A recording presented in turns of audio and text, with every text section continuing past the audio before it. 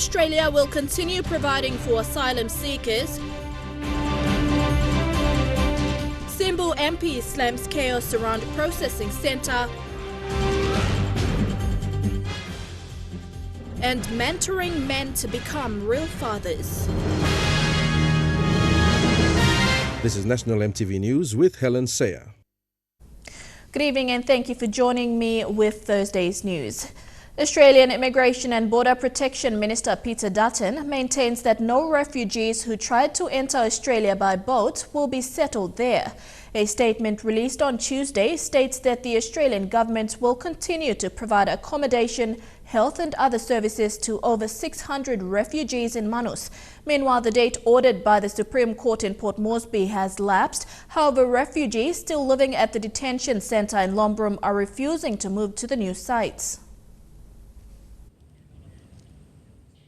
In Manus, hundreds of refugees are camping outside the detention centre in Lombrum.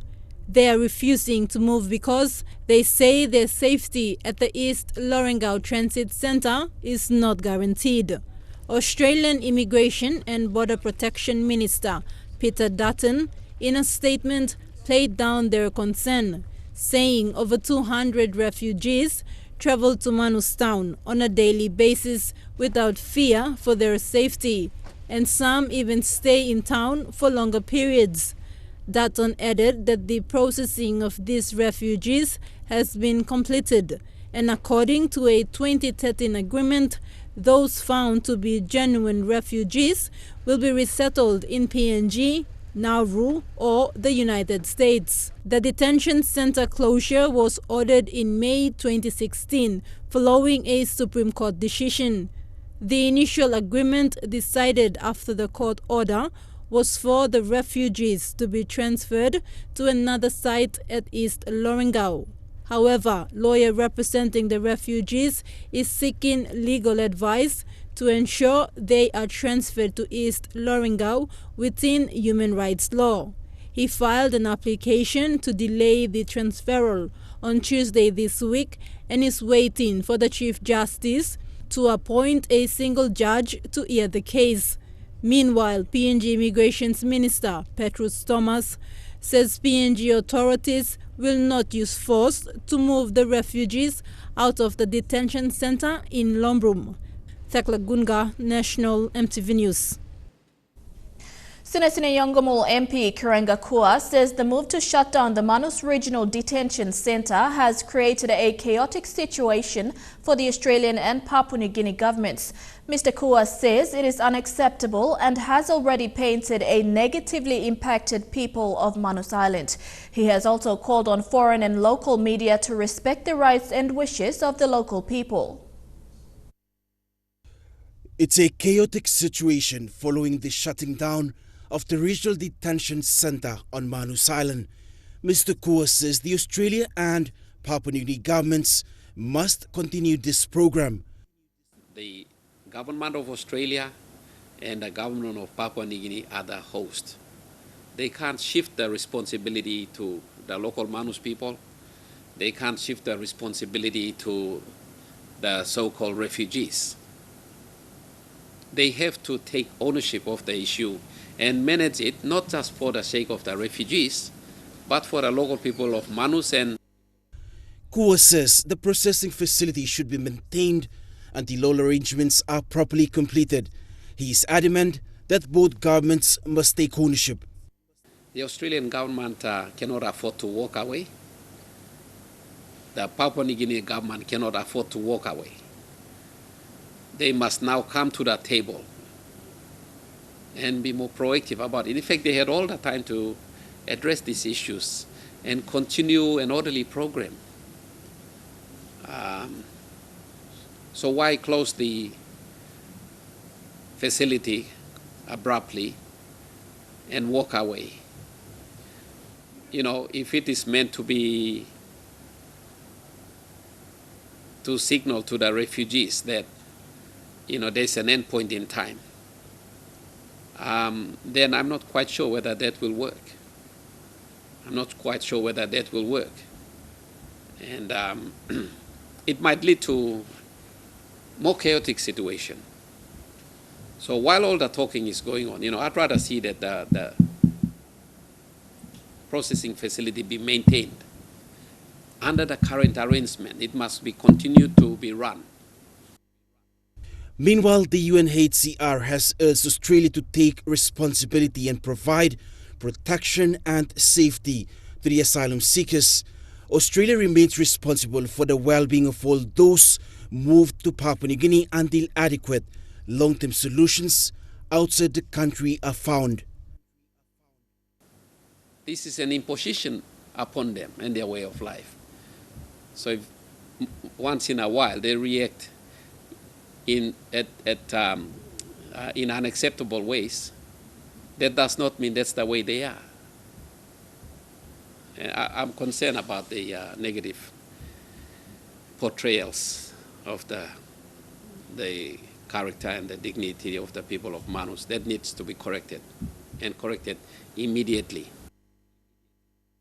Fabian Hakalitz, National EMTV News. Police in Gulf Province have imposed a temporary ban on all PMVs from Port Moresby to cease travelling into Gulf to purchase betel nut. This is a safety measure Gulf police are taking following a fight between betel nut traders in the Karukuhuri district, which resulted in a death. Police in Central have also confirmed this incident, which allegedly occurred earlier this week.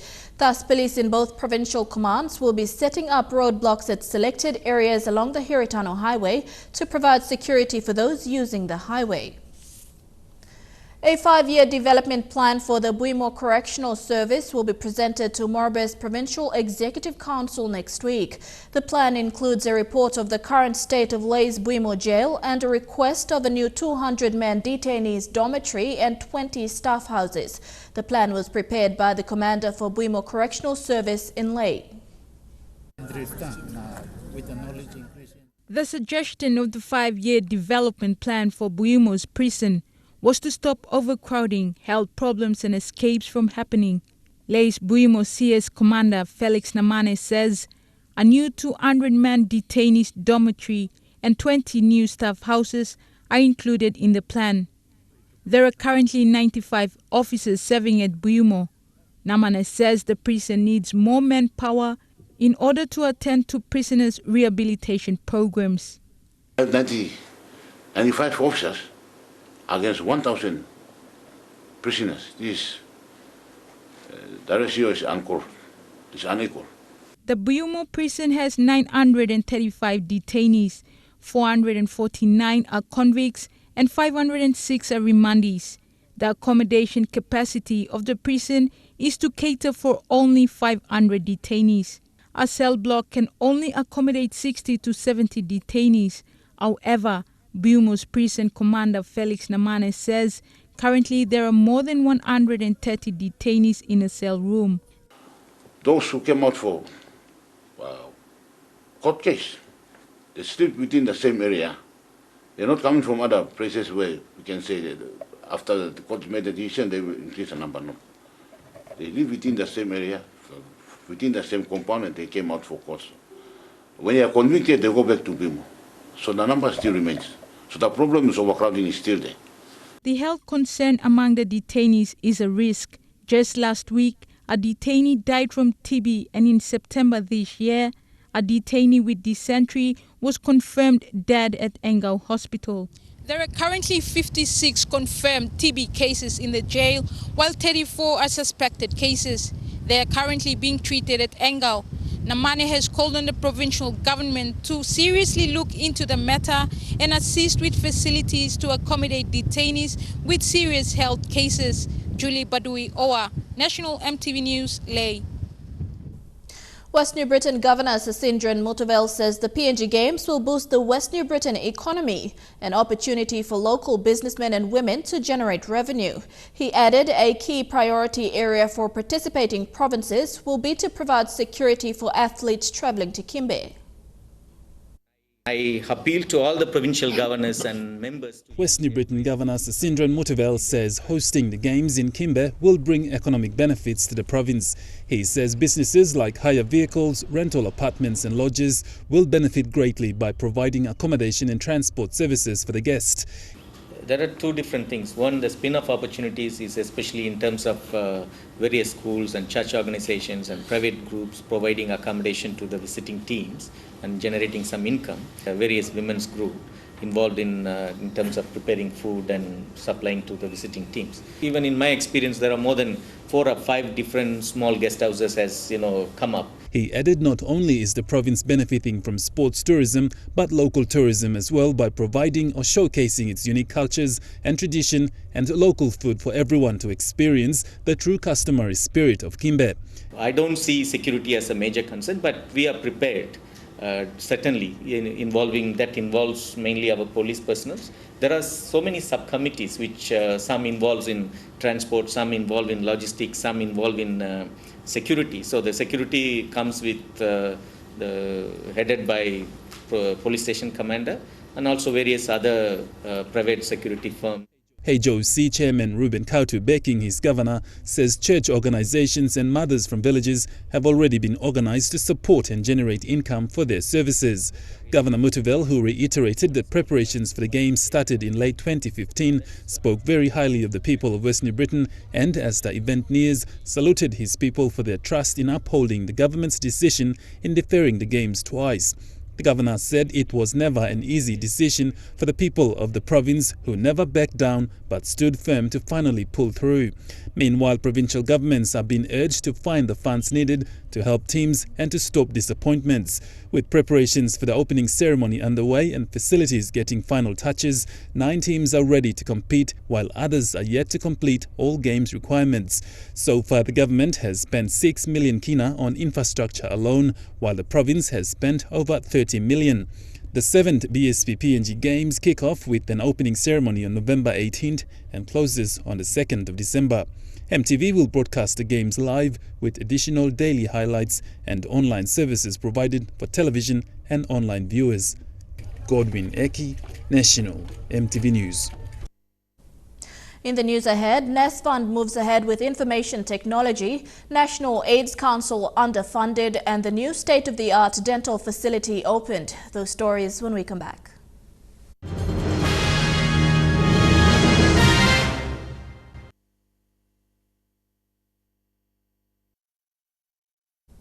Welcome back. By the 1st of December, all superannuation contributions to NES Fund will be fully automated. This fulfills a key focus area that the board and management of NES Fund had set out to achieve this year. Through its new fund manager, employers as well as employees who contribute to NES Fund will now be able to view their superannuation account details through an online portal. Fund, through Chairman Holala Tokome, had announced that the superannuation service provider would be embarking on streamlining its operations to improve service to members. 11 months on, a significant milestone has been achieved, with NES Fund announcing the full automation of contributor payment services. NES Fund Chief Officer Member Services Charlie Gilichibi revealed this today, with this advancement now allowing employers to update employee payments as well as allowing employees to check their superannuation contributions in real time. We set a target around accomplishing and achieving really good technology for the fund, revamping our processes and revitalizing our processes so that they're better suited for our staff to better service members. And for those 2 boxes in terms of technology and process, we have ticked off both boxes. The first one is the employer online portal. That portal basically ensures that employers load contributions directly and the contributions are automatically allocated.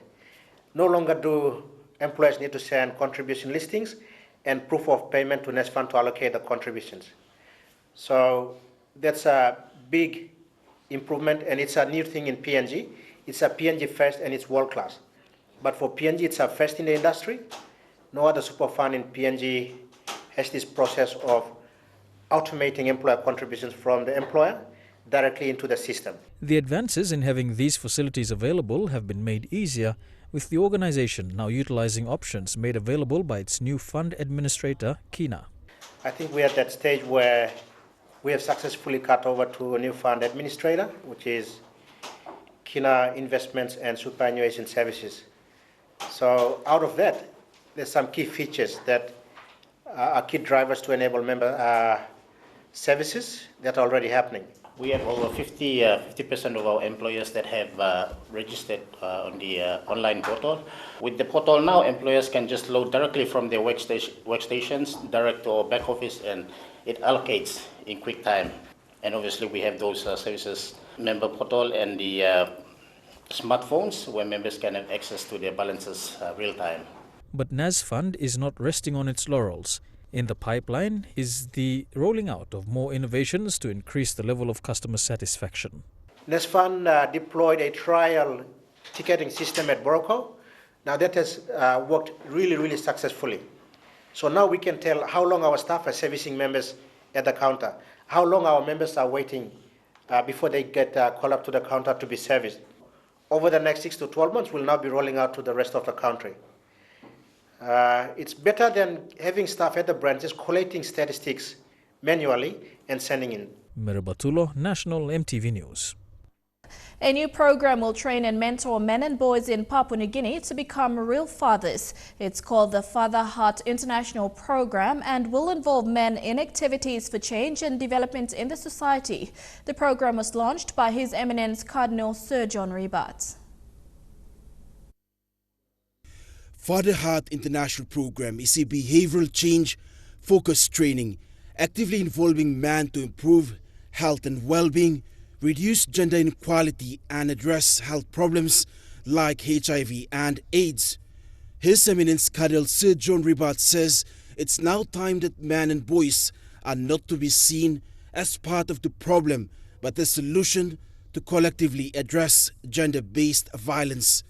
When the preparation is not done, then the family suffers because the man sees him as the boss and he does everything and he controls the whole family. And at times he thinks that he can do whatever he wants in the family, which is not right because he's not recognizing the right of the children also, the right of the wife. And this is why it's important that something like this must happen in order to bring our fathers and also our young men, boys, to be aware of their responsibility and why to see us as being the image of God. And in our position of leadership, we are representing God in leading our communities, our families, and so on. The Father Heart International Program is one of the Papua New Guinea Christian Leaders Alliance on HIV and AIDS Secretariat that will be channeled through member church networks in the country to train and mentor man to become real fathers or school him to help him man come up Papa through. And therefore we have also the right to respect others and promote peace and the well-being of others also, and especially promote fair behavior and also to be of better security to the female. And especially now we hear again and again, and this is increasing. So that's why I thought that to embrace this program will really help us to address this great issue that is really affecting our society. Cardinal Sir John Ribat says gender-based violence should be everyone's business and measures like citizens' arrest will help eradicate violence in communities. Reporting is a way really to bring us together to participate meaningfully in this, and therefore maybe some of our fellows in the villages are saying that, oh, you may yet solve him. And I think in one way it's good, but also on the other hand, it's not helping the whole nation to see that this is a problem we must all face and try to address. Fabian Hakelitz, National EMTV News. Chief Executive Officer of the Port Moresby General Hospital, Dr. Umesh Gupta, today announced the opening of the state-of-the-art dental health facility dedicated to the people of the National Capital District. This 3 million kina facility was made possible through generous funding support from the Australian and Chinese governments.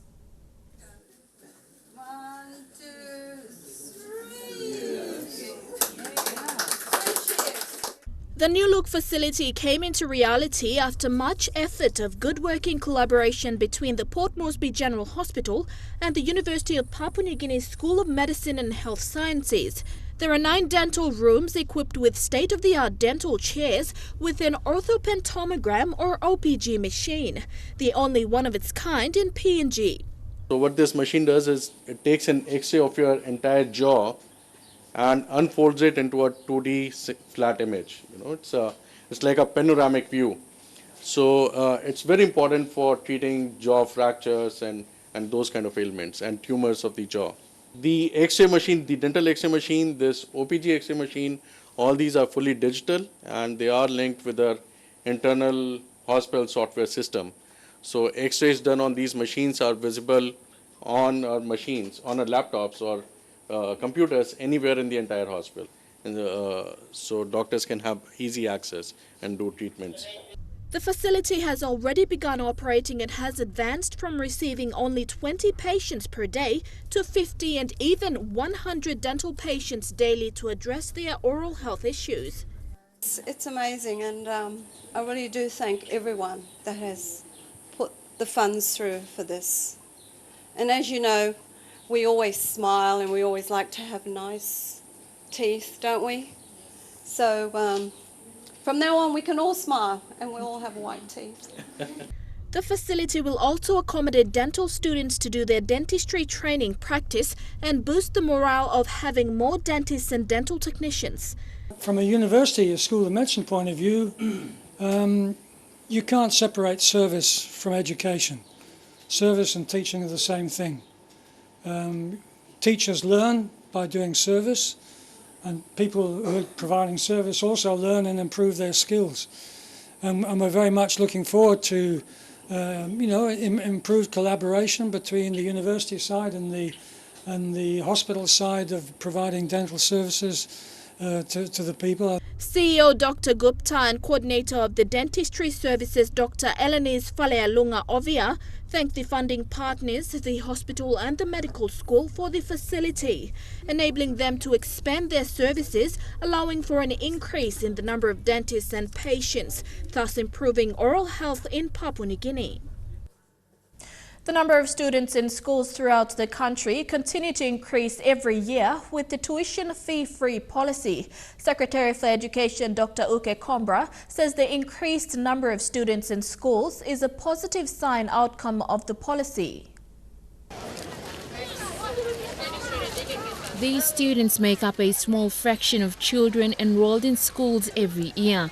Since the tuition fee-free policy was implemented, more children now attend school. Our student numbers have grown up to 2.1 million as of at the end of last year. And by this year, when our survey results come in, we expect it to go up.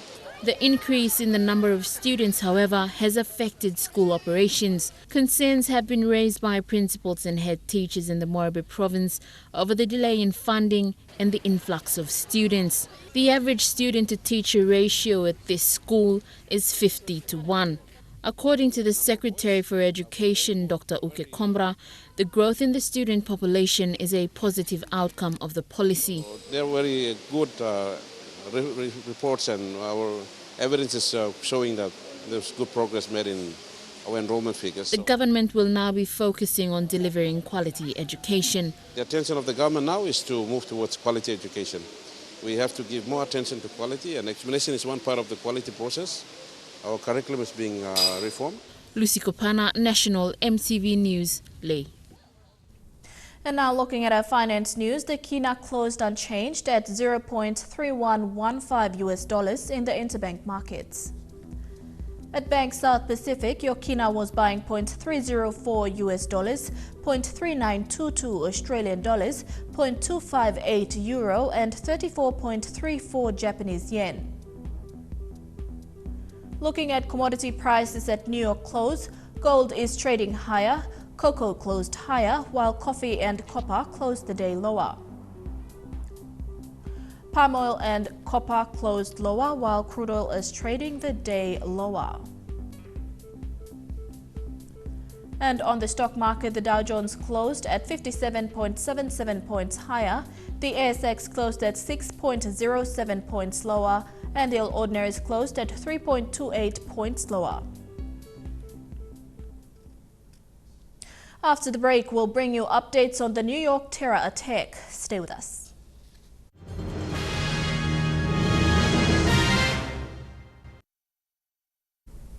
Welcome back to the news. Turning overseas, police in New York say the man behind yesterday's terror attack that left 8 dead had been planning it for weeks and carried it out in the name of the so-called Islamic State. The 29-year-old man from Uzbekistan who drove a truck into people on the cycle path moved to America on a U.S. visa program 7 years ago. President Trump has called for security services to step up procedures. A man police say showed no remorse. Saifullah Saipov was said to have bragged about what he did for so-called Islamic State. Found in the truck he used as a weapon were papers saying IS will endure. Officials say he became radicalised in America. The 29-year-old arrived here from Uzbekistan through a green card lottery in 2010, settling in Cincinnati in the state of Ohio, where he got married. One man who knew him then believes he was exposed to extremist ideology online. He always saying, you're doing not right this one, or you're not doing this one like Islam does. And that was very, very minor signs of radicalizing. From Ohio, he moved to Florida, living at this apartment complex in Tampa. Neighbours say they remember seeing him by the pool with his wife and children, but that he wasn't particularly friendly. Although he was a practising Muslim, Saipov wasn't seen at mosques in the area. This lawyer, who speaks for the Islamic community in Tampa, says there may be a reason why. We've worked with the FBI on a number of cases of trying to protect youth from being targeted by groups like ISIS. And the first tactic ISIS does is try to get them away from the mosques, because they know the messaging of the mosques undermine the deviant, extremist, heretical message of groups like ISIS. One resident says Saifullah Saipov and his family packed up from here earlier this year, and that before he left, he gave her his computer and printer, which she donated to charity. She also said that he told her he was moving to New Jersey. And it was in Paterson, a city with a large Muslim population, that he worked as an Uber driver. Close to here, he rented the truck he used in the attack. Saifullah Saipov is still in hospital. The focus for authorities is how did an immigrant who wasn't on their radar commit a deadly terror attack in the country he made his home. Continuing on from the New York attack, and the suspect Saifullah Saipov remains under arrest in hospital after he was shot by police in the stomach. The authorities say he was radicalized after his arrival in the US 7 years ago. A mode of attack that's common in Europe. But now it's been used to deadly effect on American soil, and just yards from Ground Zero, the site of the September the 11th attacks. This is the suspected attacker, Saifullah Saipov, a 29-year-old who reportedly shouted, "Allahu Akbar, God is great," as he left his truck. He was brandishing fake weapons and was shot by the police and taken into custody. Moments earlier, he'd driven at high speed along a riverside bike path, targeting cyclists and pedestrians. Saipov is an Uzbek immigrant who came to the United States in 2010. He's believed to have been radicalized in America and told the police he was very pleased with the success of the attack. His attack came to an end when he crashed into a school bus. That was an accident, the suspect has reportedly told investigators, because he wanted to continue down the road. It appears that Mr. Saipov had been planning this for a number of weeks. He did this in the name of ISIS, and along with the other items recovered at the scene was some notes that further indicate that. Among those killed, 5 friends from Argentina, men in their late 40s in New York to celebrate the 30th anniversary of their graduation from college. 2 Americans and a Belgian were also victims. President Trump has demanded tough justice and tighter immigration measures. Because what we have right now is a joke, and it's a laughing stock. And no wonder so much of this stuff takes place. The city has experienced much worse dawns than this, and waking up to the threat of terror has become part of death. True Guy Sports is next. We have a big lineup on the Rugby League World Cup. Stay tuned.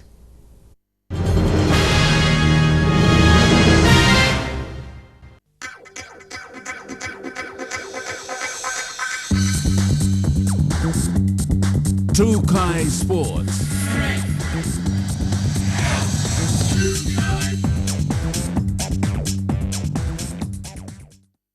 Well, Welcome to Trukai Sports. Members of the PNG LNG Kumals visited Kop College today in the nation's capital. Excited students cheered on their favourite players as they made their way into the school.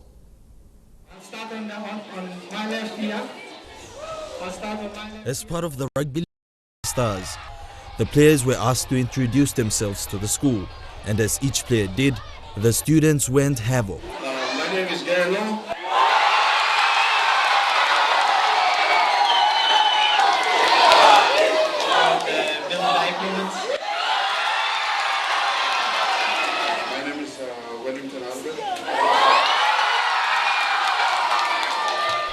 School children were given the opportunity to ask questions to the players about their rugby league career. Change your mind. You are playing for Cameroonians. What changed your mind? You came back to PNG Games.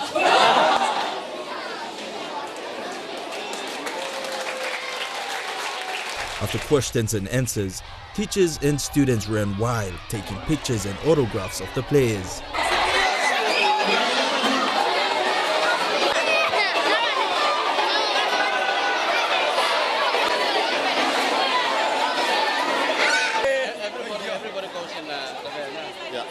Kumul's hooker, Kat Baptist, was overwhelmed by the support shown from the students. Yeah, it was great. All the guys at the school loved us. They gave us great reception in there, and it was great to just come out to another school and experience how much they love footy, and we'll need that support come this Sunday. He says he's looking forward to the match this weekend against the Irish at the Oil Search National Football Stadium. It'll be a really good contest. I'm expecting Ireland to be a really tough team, and we'll be ready, and I'm sure they will be too, so it'll be a good contest. Elijah Levet, National EMTV Sports. The two former NRL stars, Nathan Hindmarsh and Brian Fletcher, say the Kumals have what it takes to shock tournament favourites Australia after watching the Kumals demolish Wales 56 last weekend. In an interview with EMTV, both former Kangaroos Test players wished the Kumals good luck and said the Kumals could make the quarter-finals. After ending their quest to conquer the Kokoda track in an impressive 5-day journey over the Owen Stanley Range, former Parramatta Eels Nathan Hindmarsh and ex-Sydney Roosters Brian Fletcher were impressed with the Kumals hit out in their round 1 clash.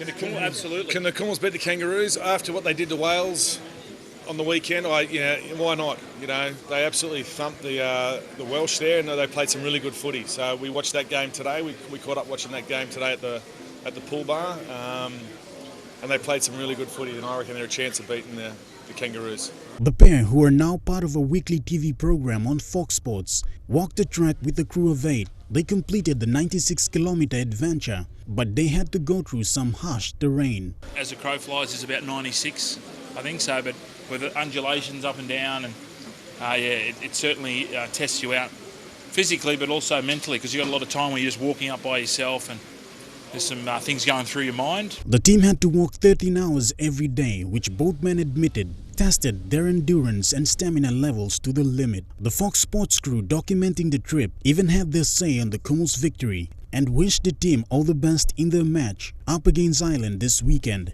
I'm tipping the Kumals will beat them, and they'll go on and beat the USA pretty easily as well here as well. So, and then I'll go into the semi-finals. So it'll be the quarters. Yeah. So this could be their year, you never know. It'd be great to see.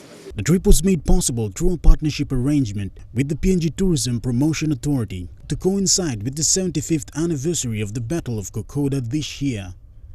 Shane Soroya, National EMTV Sports. Crucial changes were made in key Pool B clashes in Hamilton, New Zealand in this weekend's Rugby League World Cup fixtures.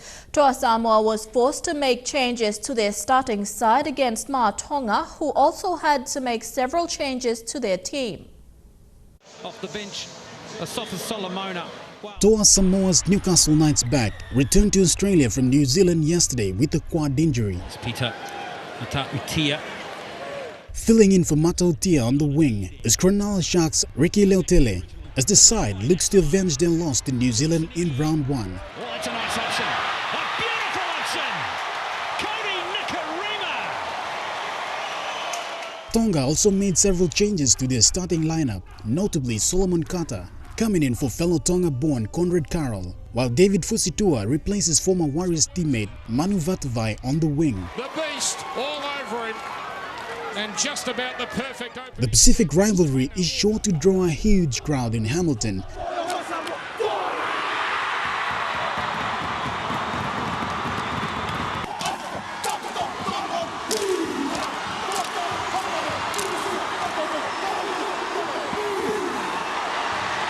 As the traditional rivals lock horn in the hope to grab the 2 points and avoid a clash with tournament favourites Australia, who is most likely to make the quarterfinals.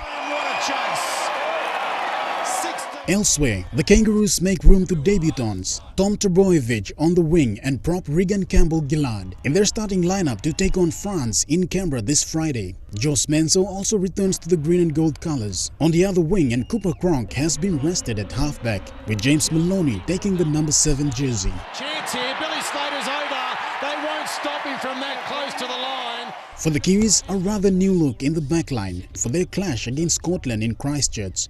Dean Waugh replaced the injured Gerard Bale in the centre.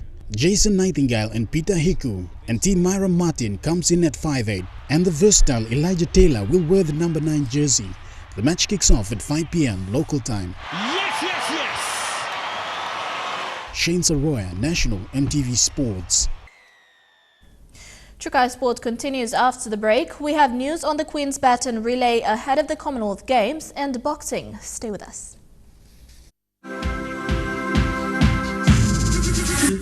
Trukai Sports. Welcome back to Trukai Sports. The PNG Games closing ceremony will coincide with the 2018 Commonwealth Games Queen's Baton Relay here in Papua New Guinea. PNG Games host province West New Britain has been named by the PNG Olympics Committee to relay the baton. The baton will transit through Port Moresby on December 1st and arrives at Hoskins Airport later the same afternoon. It will then return to Port Moresby on December 4th, where a reception will be hosted at the Governor-General's residence. The baton will then depart for the Solomon Islands on December 5th, where the relay will continue until it enters Australia via Brisbane on Christmas Eve. The 100 days relay in Australia will start on January 25th.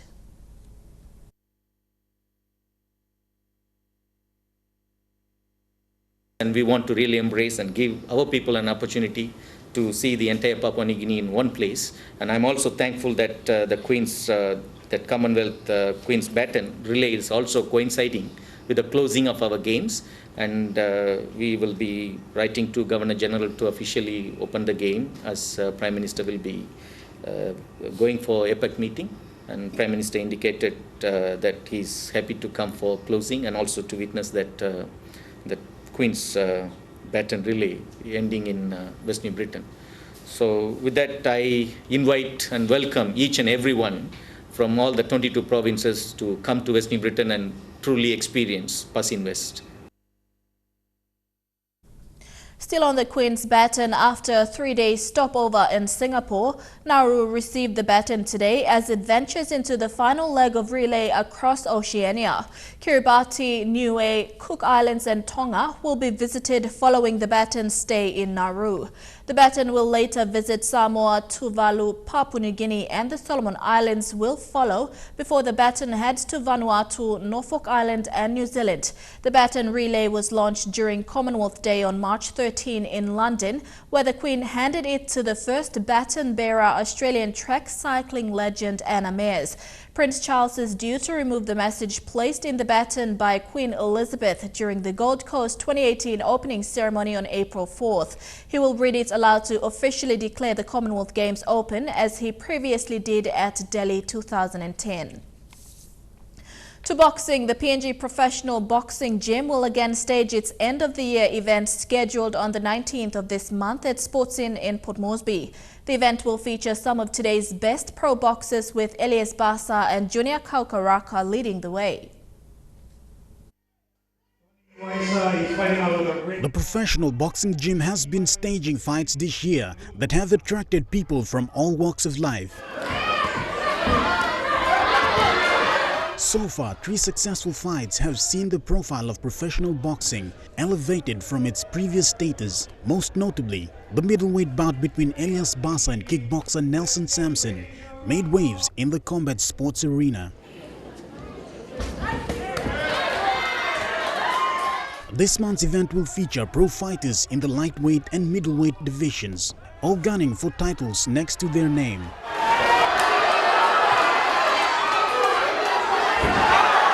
In addition, an international qualified master referee from Australia, Brad Vocally, will officiate the event as well as hosting a 4-day-long training for local judges and referees prior to the tournament.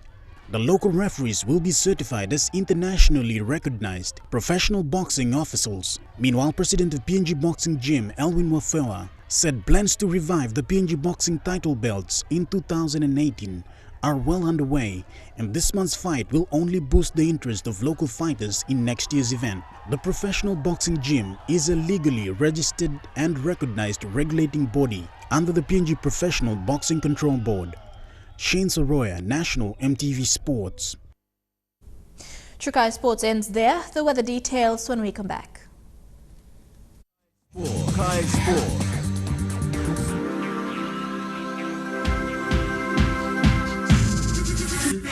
Trukai Sports. The weather details are proudly brought to you by Dulux Weather Shield. Worth doing with Dulux. Your weather forecast for tonight in the southern region. Mostly fine in Port Moresby, Daru, Alutau and Popondetta, and a shower or two in Kerema. In the Momasi region, a shower or two in Ley and Wewak, and a few rain showers in Medang and Vanimo.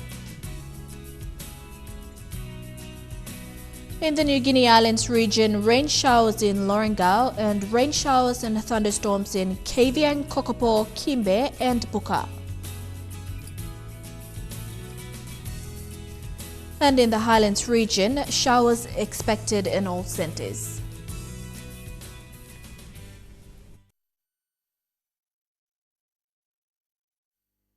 The weather details are proudly brought to you by Dulux Weather Shield. Worth doing with Dulux. And that's the way it is this Thursday, the 2nd of November 2017. From the entire EMTV News team, pleasant viewing. Good night.